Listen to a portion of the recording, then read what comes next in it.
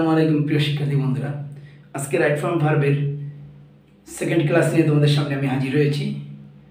প্রিয় শিক্ষার্থী বন্ধুরা, গত ক্লাসে আমি বলেছিলাম যে রাইট ফর্ম ভার্বের ক্ষেত্রে আমরা যদি রিয়াল সাবজেক্ট এবং আনরিয়াল সাবজেক্টে যদি আমরা ফলো করি তবে সেক্ষেত্রে আমাদের জন্য সহজ হবে ভার্বের সঠিক ব্যবহারটা করা। আর সেখানে আমি তোমাদের একটা তথ্য দিয়েছিলাম, সেটা হলো আনরিয়াল সাবজেক্টের ক্ষেত্রে সবসময় ভার্বের পাস্ট পার্টিসিপল বসে। নিশ্চয়ই তোমাদের মনে আছে। যারা আজকের ক্লাসটা নতুন দেখছো তারা অবশ্যই এটার প্রথম ক্লাসটা তোমরা দেখে নিবে, তাহলে তোমাদের এই ক্লাসের ধারাবাহিকতা যদি বজায় রাখো তাহলে তোমাদের রাইট ফর্ম পার্টটা শেখা সহজ হবে। তো প্রিয় শিক্ষার্থী বন্ধুরা, আমি কথা না বাড়িয়ে আমি এখন চলে যাচ্ছি রাইট ফর্ম ভার্বে রিয়াল এবং আনরিয়াল সাবজেক্ট অনুযায়ী আমরা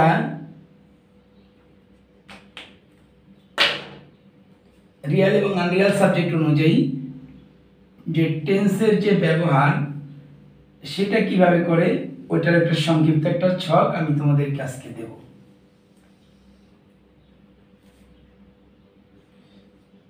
এখন যেটা দিচ্ছি আমি, এটা হলো তোমার প্রেজেন্ট টেন্স।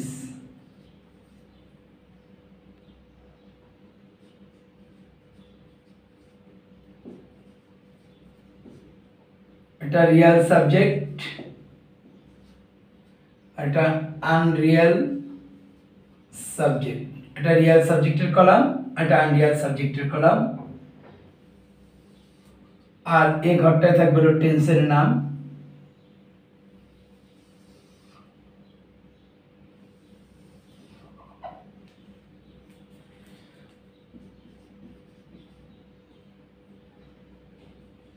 তাহলে এটা কোন টেন্সের কলাম? প্রেজেন্ট টেন্সের কলাম। তো প্রেজেন্ট টেন্সের কলাম, প্রেজেন্ট টেন্স প্রত্যেকটা টেন্সকে তো চার ভাগে ভাগ করা যায়, তোমরা জানো। এই ঘরটা হলো ইনডেফিনিট,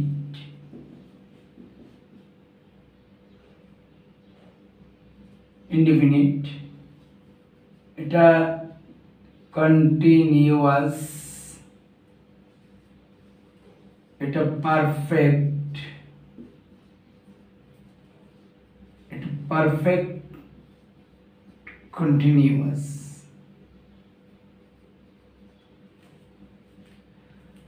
রিয়াল সাবজেক্টের ক্ষেত্রে প্রেজেন্ট ইনডিফিনিট টেন্সে শুধু ভার্ব হিসেবে ভার্বের প্রেজেন্ট ফর্ম যেটা সেটা বসবে, ভার্বের প্রেজেন্ট ফর্ম বসবে।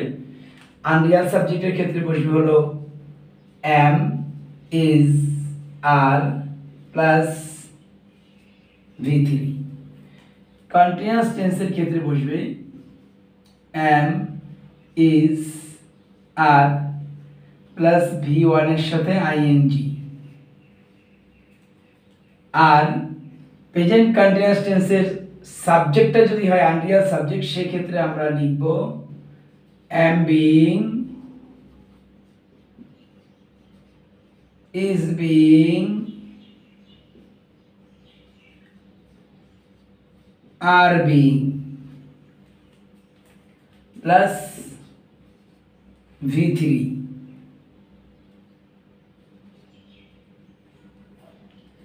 প্রেজেন্ট পারফেক্ট টেন্সের ক্ষেত্রে সাবজেক্ট যদি রিয়াল সাবজেক্ট হয় সেই ক্ষেত্রে আমরা লিখব have, has, V3।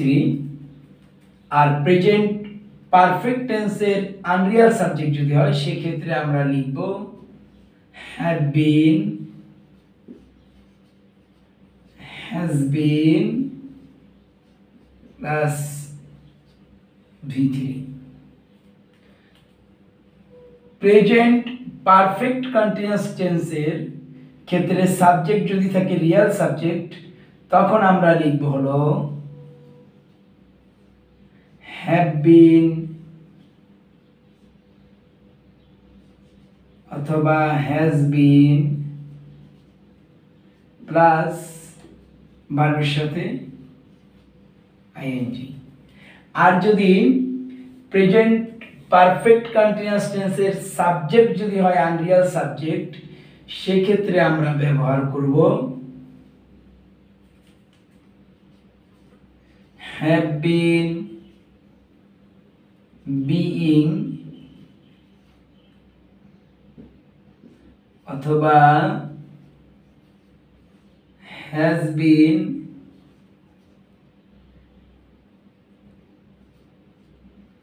been being plus ভার্বের past participle।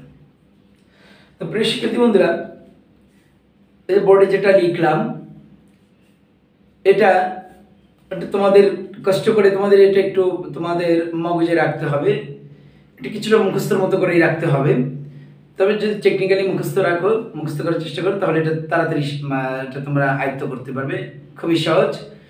আর আমি বলেছিলাম প্রথম ক্লাসে যে রাইট ফ্রম ভার্ব করার ক্ষেত্রে প্রথমে তোমার সেন্টেন্সটাকে আইডেন্টিফাই করে নিতে হবে যে আমার এই সেন্টেন্সটা কোন টেন্সে যাবে। প্রথমে যদি আমরা সেন্টেন্সটাকে সঠিকভাবে আইডেন্টিফাই করতে পারি যে এই সেন্টেন্সটা প্রেজেন্ট ইনডিফিনিট টেন্স হবে অথবা এই সেন্টেন্সটা প্রেজেন্ট কন্টিনিউয়াস টেন্স হবে, তো যে টেন্সই হোক না কেন যদি তুমি সেটা সঠিকভাবে আইডেন্টিফাই করতে পারো, এরপর তুমি কি করবে, দেখবে যে ওই সেন্টেন্সের সাবজেক্টটা কি আছে। যদি দেখো ওই সেন্টেন্সের সাবজেক্ট আছে রিয়াল সাবজেক্ট, তাহলে সেই ক্ষেত্রে রিয়াল সাবজেক্ট হিসেবে এই ভার্বগুলি ব্যবহার করবে, এই ভার্বের ফর্মগুলি তোমরা ব্যবহার করবে, এই ভার্বের ফর্মগুলি ব্যবহার করতে হবে। যেমন তোমার একটা সেন্টেন্স আছে প্রেজেন্ট ইনডিফিনিট, তুমি আইডেন্টিফাই করলে সেন্টেন্সটা আছে প্রেজেন্ট ইনডিফিনিট টেন্সে, তো তখন তুমি খেয়াল করবে তোমার সাবজেক্টটা কি আছে। সাবজেক্টটা যদি রিয়াল সাবজেক্ট হয় সেই ক্ষেত্রে তুমি ওখানে যে ভার্বটা ব্র্যাকেটে দেয়া থাকবে বা উপরে বক্সের মধ্যে দেয়া থাকবে সেখান থেকে যে ভার্বটি নেবে সেই ভার্বের প্রেজেন্ট ফর্মটা ব্যবহার করবে। আর তুমি যদি দেখো সাবজেক্ট আছে আনরিয়েল, সেন্টেন্সটা হবে প্রেজেন্ট ইনডিফিনিট টেন্সের, প্রেজেন্ট ইনডিফিনিট টেন্সে হবে, কিন্তু সাবজেক্ট আছে আনরিয়েল, সেই ক্ষেত্রে তুমি ব্যবহার করবে am is are plus V3। তো আমরা একটু এক্সাম্পলের মাধ্যমে দেখি, তোমরা খুব মনোযোগ সহকারে দেখো।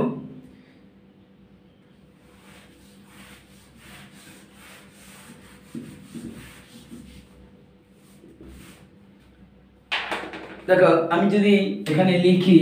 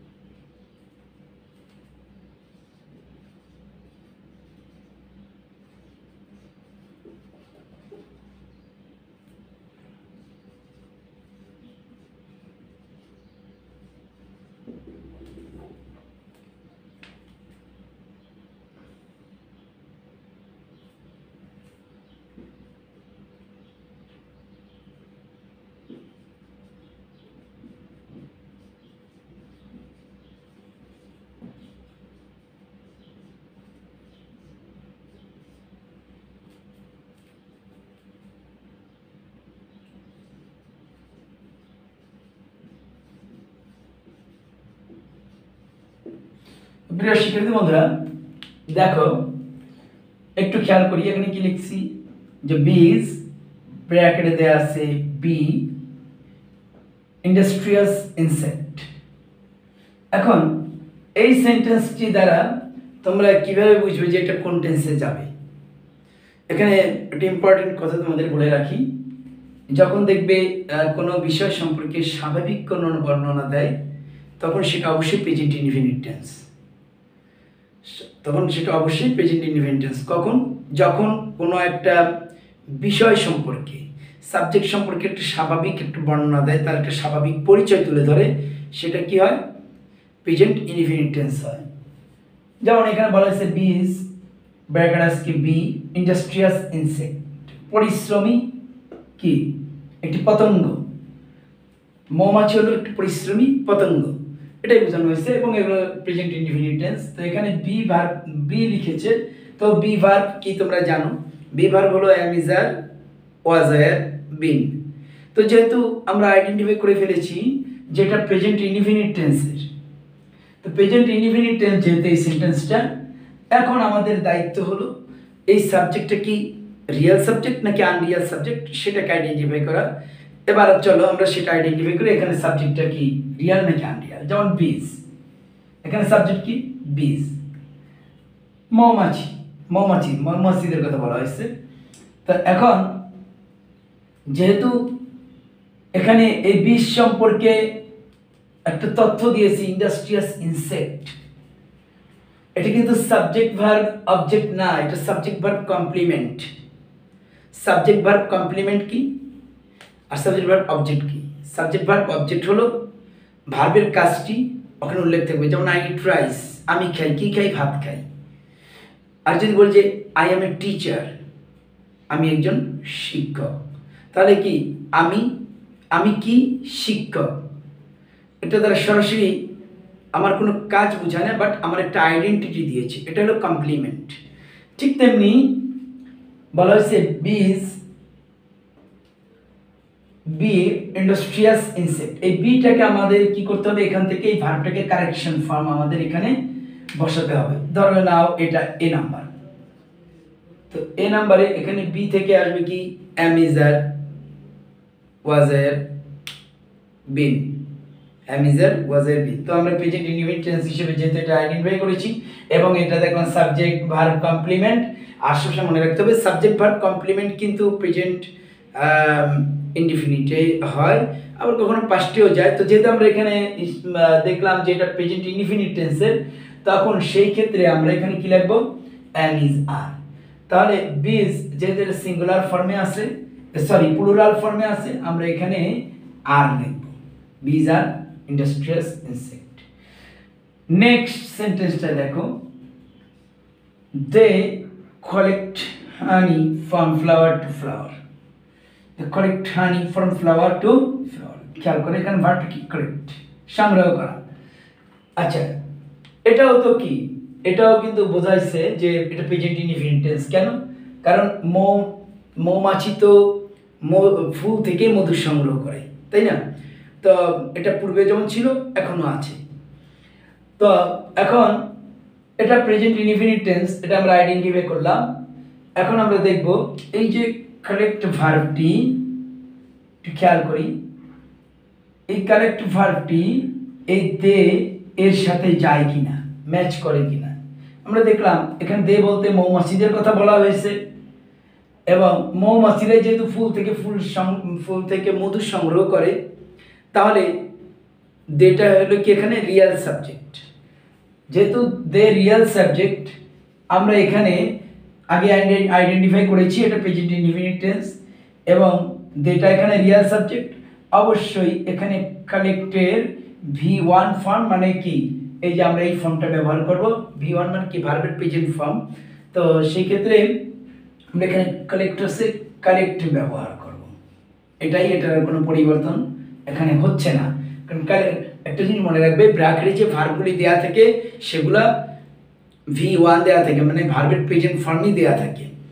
ভার্বের প্রেজেন্ট ফর্ম দেওয়া থেকে অবশ্যই টেনশন ফ্রিলি সবসময় মাথার মধ্যে রাখবে যে ব্র্যাকেটের ভার্বটা বা যে ভার্বটাকে পরিবর্তন বা সংশোধন করতে হয় সেই ভার্বটা অবশ্যই প্রেজেন্ট ফর্মে থাকে, এটা মনে রাখতে হবে। তাহলে এখানে যেহেতু এটা প্রেজেন্ট ইনডিফিনিট টেন্সে, তাহলে আমরা এখানে সাবজেক্টও আছে রিয়েল সাবজেক্ট, এই জন্য আমরা এখানে কালেক্ট লিখলাম। দেখো সেম এই কালেক্ট ভার্বটি আমার এই সেন্টেন্সেও কিন্তু আমি ব্যবহার করেছি, তবে এই ক্ষেত্রে একটু উত্তরটা একটু ভিন্ন আসবে, খেয়াল করো। বলা হয়েছে হানি ব্র্যাকেটে দেয়া আছে collect from the hive. Hive অর্থ কি মৌচাক, হ্যাঁ, যেটার মধ্যে মধু থাকে, মৌমাছির যে চাক, বা আমরা বুঝি যে মৌমাছির বাসা যেটা, হ্যাঁ, বা চাক। তো এখন বলা হয়েছে হানি কালেক্ট ফ্রম দ্য হাইভ। আচ্ছা, মধু সংগ্রহ করা হয় চাক থেকে। আচ্ছা, এখানে একটু খেয়াল করো তো, এটা কোন টেন্স? এটা প্রেজেন্ট ইনডিফিনিট টেন্স। কারণ এটা তো সত্য, আমরা তো মধু তো মৌচাক থেকেই পাই, মৌচাক থেকেই আমরা সংগ্রহ করি। যারা মধু সংগ্রহ করেন তারা মৌচাক থেকেই মধু সংগ্রহ করেন, তাই না? আচ্ছা, তাহলে এখানে একটু খেয়াল করো, এখানে সাবজেক্ট কিন্তু দিয়েছে, মানে বলা হয়েছে যে হানি, মধু। আচ্ছা, মধু নিজে কি কিছু সংগ্রহ করতে পারে? প্রশ্নটা তোমাদের কাছে, মধুর কি নিজের সংগ্রহ করার ক্ষমতা আছে? না, মধুকে সংগ্রহ করা হয়। মধুকে কি সংগ্রহ করা হয়? মধু তো নিজে নিজে সংগৃহীত হয় না, তাই না? মধু তো নিজে, মানে ও তো অন্য কিছু সংগ্রহ করতে পারে না, কারণ ওটা কি জাস্ট একটা কি, আমরা যদি বলি যে জড় পদার্থ, বা আমরা যদি বলি যে সাধারণ একটা অবজেক্ট, যে অবজেক্টটার সাথে এখানে যদিও এটা সাবজেক্ট হিসেবে এখানে আসছে, এটা এই ভার্বটি সে সম্পূর্ণ করতে সক্ষম নয়। আমরা আনরিয়াল সাবজেক্টে কি বলেছিলাম? আনরিয়াল সাবজেক্টের সংজ্ঞায় প্রথম ক্লাসে, যে যেই সাবজেক্ট তার প্রদত্ত ভার্বটি সম্পন্ন করতে সক্ষম নয় সেটাই আনরিয়াল সাবজেক্ট, আর যে সাবজেক্টটি প্রদত্ত ভার্বটি সম্পন্ন করতে সক্ষম সেটা রিয়াল সাবজেক্ট। ওকে, তাহলে আমরা দেখলাম এই কালেক্ট মানে কি সংগ্রহ করা। মধু তো নিজে কিছু সংগ্রহ করতে পারে না, অতএব মধু হলো এখানে আনরিয়াল সাবজেক্ট। এটা কি আনরিয়াল সাবজেক্ট। তো আনরিয়াল সাবজেক্ট আমরা প্রথমেই এটাকে আমরা আইডেন্টিফাই করেছিলাম, এটা প্রেজেন্ট ইনডিফিনিট টেন্স। এখানে দেখলাম এটা আনরিয়াল সাবজেক্ট আছে। তাহলে আমরা এখানে সির অ্যান্সারটা কি লিখব? এটা ধরে নাও সি। এই আনসারটা কি হবে? কি আনসার হবে খেয়াল করো তো, মনে আছে? এই যে এখানে আনরিয়াল সাবজেক্টে লিখেছিলাম, আনরিয়াল সাবজেক্ট যখন হবে, প্রেজেন্ট ইনডিফিনিট টেন্স যখন আমরা আইডেন্টিফাই করব, আর যখন এটা আনরিয়াল সাবজেক্ট হবে তখন আমরা এম, ইজ, আর V3 ব্যবহার করব। তাহলে যেহেতু এখানে বলা হয়েছে হানি, এটা দেখতে সিঙ্গুলার ফর্ম, যার কারণে আমরা এখানে কি ইজ ব্যবহার করব। কি ব্যবহার করব? ইজ ব্যবহার করব। এবং এখানে ভার্ব কি আছে? কালেক্ট। কালেক্টেড পাস্ট পার্টিসিপল কি? কালেক্টেড। Is collected. তাহলে নিশ্চয় বুঝতে পারছো যে কেন হলো ইজ কালেক্টেড। দেখো একই ভার্ব, একই টেন্স, বাট সাবজেক্টটা একটু ভিন্ন হওয়ার কারণে একটা হলো শুধু কালেক্ট আর একটা হলো কি ইজ কালেক্টেড। এখানে সাবজেক্টটা ছিল রিয়াল সাবজেক্ট, এই জন্য কালেক্টই বসছে। হ্যাঁ, আচ্ছা, আবার এখানে সাবজেক্ট হলো আনরিয়াল সাবজেক্ট, এই জন্য কালেক্ট থেকে বসছে কি ইজ কালেক্টেড। তো প্রিয় শিক্ষার্থী বন্ধুরা, আশা করি প্রেজেন্ট ইনডিফিনিট টেন্স যদি তুমি আইডেন্টিফাই করার পর কিভাবে এটা করতে হবে, ইনশাআল্লাহ তোমরা সেটা বুঝতে পেরেছো। যে প্রেজেন্ট ইনডিফিনিট টেন্স, প্রথমে আমি টেন্স আবিষ্কার করলাম প্রেজেন্ট ইনডিফিনিট টেন্স, তারপর আমাদের যে কাজটা করতে হবে সেটা হলো দেখতে হবে এটা রিয়াল সাবজেক্ট কিনা। রিয়াল সাবজেক্ট হলে আমার ভার্ব V1 ব্যবহার করবো, মানে ভার্বের প্রেজেন্ট ফর্মটা ব্যবহার করব। আর যদি সাবজেক্ট আনরিয়াল হয় তখন আমরা ভার্বের প্রেজেন্ট ফর্ম ব্যবহার করবো না, ভার্বের পাস্ট পার্টিসিপল ব্যবহার করব, এবং তারপরে প্রেজেন্ট ইনডিফিনিট টেন্স হিসেবে এম, ইজ, আর ব্যবহার করব। অতএব যে ছকটা তোমাদের প্রেজেন্ট ফর্মের জন্য দিয়েছি, এই ছকটা তোমরা মুখস্থ রাখবে। আজ এই পর্যন্তই। পরবর্তী ক্লাসের জন্য আমন্ত্রণ জানিয়ে আজকের ক্লাসটা এখানে শেষ করছি। আল্লাহ হাফেজ, সবাই ভালো থেকো।